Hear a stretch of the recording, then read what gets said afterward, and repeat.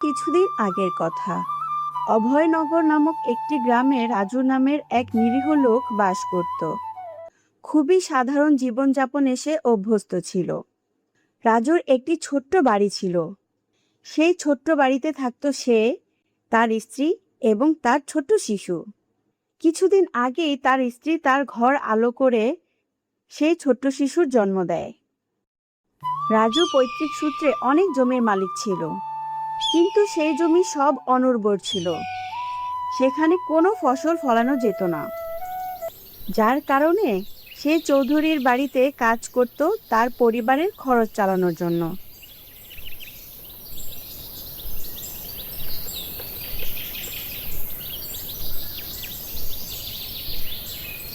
তুমি কি এখনই বেরিয়ে পড়ছো?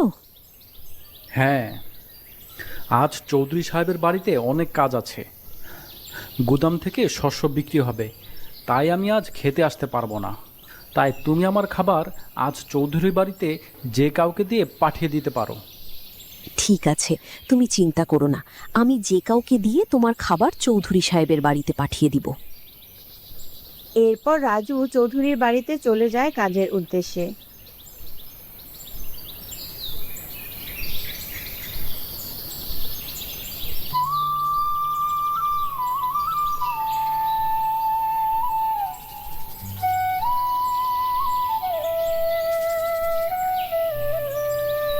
উফ, খাবার পাঠানোর তো সময় হয়ে এলো। আজ আমি কাউকে দেখতে পাচ্ছি না যাকে দিয়ে আমি এই খাবার পৌঁছে দিতে পারি।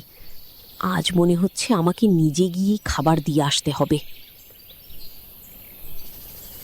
এই কথা ভেবে রাজুর স্ত্রী চৌধুরীর বাড়ির দিকে রওনা দেয়। কিন্তু পথে যেতে যেতে তাকে একটি সাপে কামড়ায়। সাপটি ছিল রাসেল ভাইপার। আরে, কি কামড়ালো আমাকে? সাপ? রাসেল ভাইপার সাপ?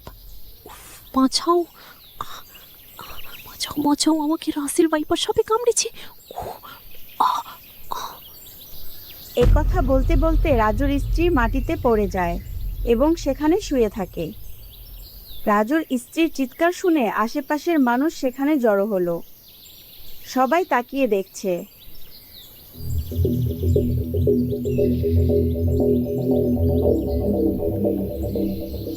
রাজু ভাই, ও রাজু ভাই, এখনই গ্রাম থেকে শুনতে পেলাম যে তোমার স্ত্রীকে সাপে কামড়েছে। এখনই তুমি ওইখানে যাও।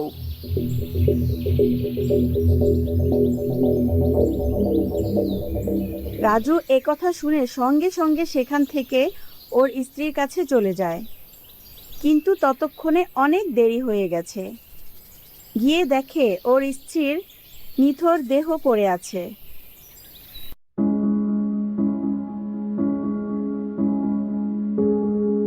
রাজু ওর স্ত্রীর শেষ কৃত্য সম্পূর্ণ করে স্ত্রীর ছবির সামনে দাঁড়িয়ে কাঁদছে আর বলছে, তুমি আমাকে এভাবে একা রেখে চলে গেলে। এখন আমি কিভাবে থাকবো? এই ছোট্ট ছেলেটিকে আমি কিভাবে রাখবো? এর চেয়ে আমার মরে যাওয়াই ভালো ছিল। এভাবে রাজু ওর স্ত্রীর কথা মনে করে আফসোস করতে থাকে।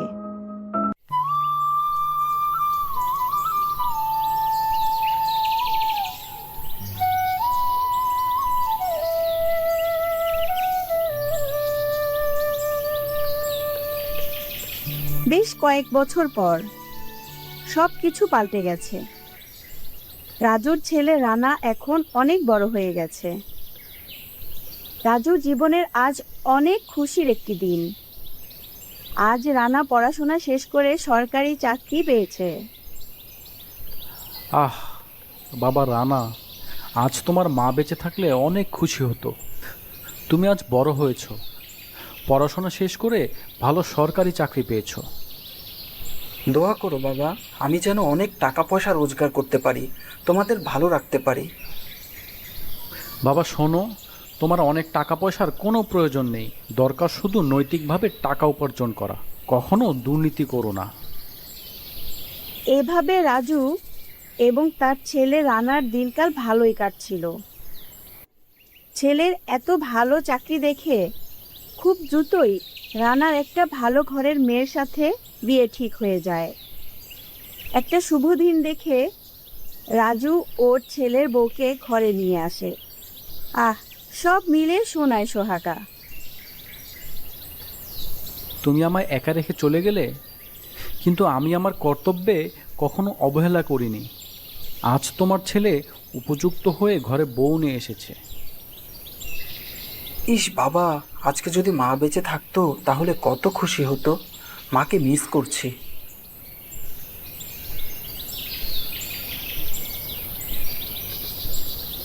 একদিন রানা অফিস থেকে অনেকগুলো টাকা নিয়ে আসে।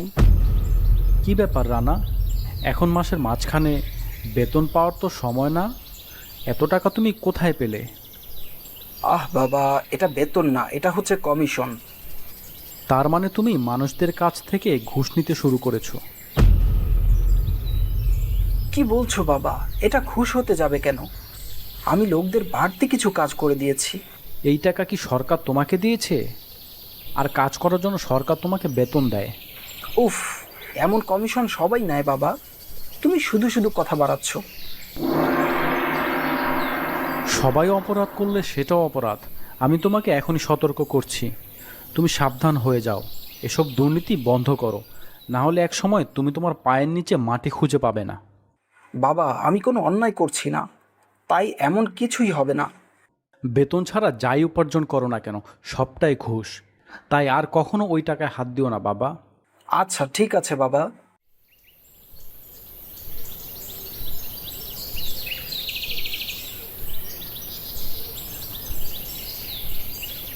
এভাবে আর কিছুদিন কেটে গেল। সব ভালোই চলছিল, কিন্তু রাজুর ছেলে রানা বাড়িতে ঘুষের টাকা লুকিয়ে আনতে শুরু করলো, যদি রাজু দেখে ফেলে এই ভয়ে। শোনো, আমাদের এত টাকার কি প্রয়োজন? তাছাড়া বাবা যদি জানতে পারে তাহলে খুব কষ্ট পাবে।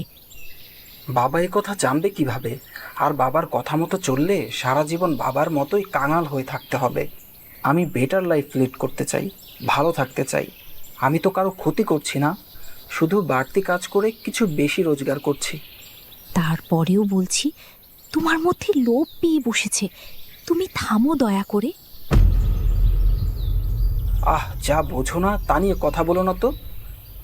এভাবে রানা অবৈধভাবে টাকা বাড়িতে আনতেই লাগলো। একদিন রানার বাবা রাজু দেখে ফেললো। রানা, তুমি আবারও ওই পাপের টাকা বাড়িতে এনেছো? আমি না তোমাকে কত করে নিষেধ করেছি? আমি এটা ছাড়তে পারবো না বাবা। তোমার মতো গরিব হয়ে থাকার কোনো ইচ্ছাই আমার নেই।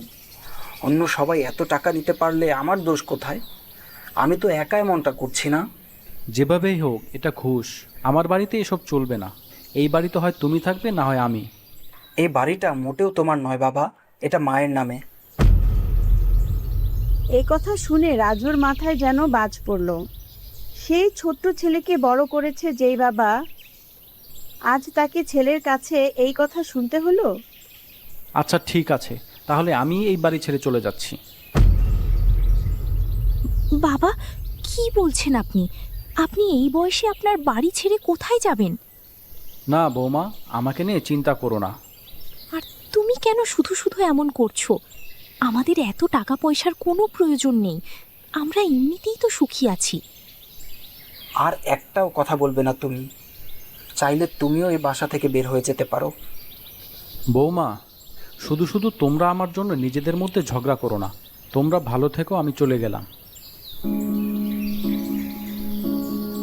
এ কথা বলে রাজু ওর বাড়ি থেকে বের হয়ে যায়। আর ওর ছেলের বউ পিছন থেকে শুধু দেখে আর কাঁদতে থাকে। তুমি মানুষ নাকি পাথর? তোমার বাবা বাসা থেকে চলে যাচ্ছে আর তুমি একটাবারও তাকে ফিরাচ্ছ না। রাজু তার বাড়ি ছেড়ে চৌধুরীর বাড়িতে যায়। গিয়ে চৌধুরী সাহেবকে গিয়ে সব খুলে বলে। সব শুনে চৌধুরী সাহেব রাজুকে তার বাড়িতে থাকতে দেয়। রাজু, তুমি কোনো চিন্তা করো না। আজ থেকে আমার বাড়িকেই তুমি নিজের বাড়ি বলে মনে করো। এভাবে রাজু আলাদা হয়ে চৌধুরীর বাড়িতে আর রানা ওর বাড়িতে থাকতে লাগলো।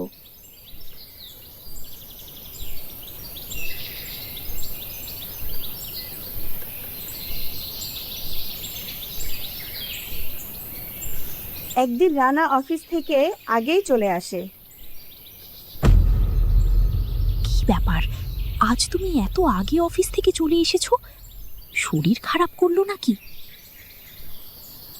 আমার সব শেষ হয়ে গেছে। অফিসে অ্যান্টি করাপশনের ইনকোয়ারি বসেছে। আমি ওদের তদন্তে দোষী সাব্যস্ত হয়েছি। আমার চাকরি চলে গেছে। কি বলছো? এখন কি হবে? শুধু তাই না, এ পর্যন্ত আমি যত টাকা ঘুষ নিয়েছি সব টাকা আমাকে ফেরত দিতে হবে। এখন কি করব আমরা? এত টাকা তুমি কিভাবে দিবে? এখন আমাদের শেষ সম্বল এই বাড়িটা বিক্রি করে দিতে হবে, এছাড়া আর কোনো উপায় নেই। এভাবে রানা আর ওর বউ বাড়ি ছেড়ে রাস্তায় বেরিয়ে পড়ল, আর ওর বাবার কথা ভাবতে লাগলো।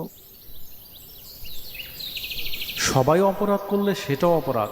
আমি তোমাকে এখনই সতর্ক করছি, তুমি সাবধান হয়ে যাও। এসব দুর্নীতি বন্ধ করো, না হলে এক সময় তুমি তোমার পায়ের নিচে মাটি খুঁজে পাবে না। ইস, বাবা আমাকে কতই না বারণ করেছিল। যদি বাবার কথা শুনতাম। যা হবার তা হয়েছে, এখন আফসোস করে লাভ নেই। এখন আমি আমাকে নিয়ে চিন্তা করছি না, তোমাকে কোথায় রাখবো? আমি না হয় গাছতলায় শুয়ে রাত পার করে দিব।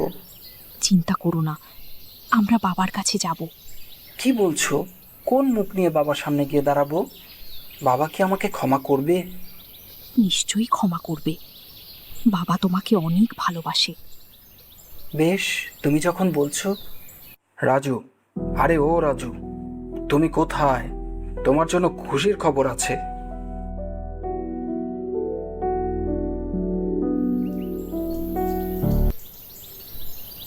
কি হয়েছে চৌধুরী সাহেব? আমার মতো মানুষের আবার খুশির খবর? আরে বলছে কি, একটা বড় মাল্টিন্যাশনাল কোম্পানি তোমার সেই অনুর্বর জমি কিনতে চায় তাদের ফ্যাক্টরি করার জন্য। তুমি সেই জমি অনেক বেশি দামে বিক্রি করতে পারবে। আমার সেই অনুর্বর জমিতে যেটা ফসল হয় না, সেটা আবার অনেক দামে? হ্যাঁ, তা বলছে কি, অনেক টাকা পাবে রাজু, তুমি লাখপতি হয়ে যাবে। হ্যাঁ, টাকা। এখন এত টাকা দিয়ে আমি কি করব? তুমি খুশি হওনি রাজু? আসলে আমার এখন টাকা থাকা না থাকা একই কথা।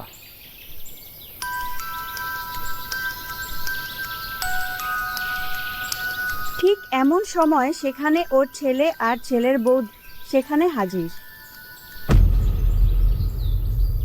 ছেলে আর ছেলের বউকে দেখে রাজু খুব অবাক। কি ব্যাপার, তোমরা এখানে কেন? নিজের বাপকে বাসা থেকে বের করে দিয়ে ক্ষান্ত হওনি? চলে যাও এখান থেকে। ঠিক তখনই রানা ওর বাবার পায়ে ধরে বসে পড়ে। বাবা, আমাকে মাফ করে দাও বাবা। আমি অন্যায় করেছি, যার কোনো ক্ষমা হয় না। আমাকে ক্ষমা করে দাও বাবা। কি হয়েছে? বাবা, ওর চাকরি চলে গেছে, সাথে আমাদের বাড়িও আর নেই। এভাবে রানার বউ ওর শ্বশুরকে সব খুলে বলল। রাজু সব শুনে বলল, তোরা এখন চিন্তা করিস না, তোদের বাবা এখন লাখপতি। রাজু, তুমি এখনো এই কথা বলছো?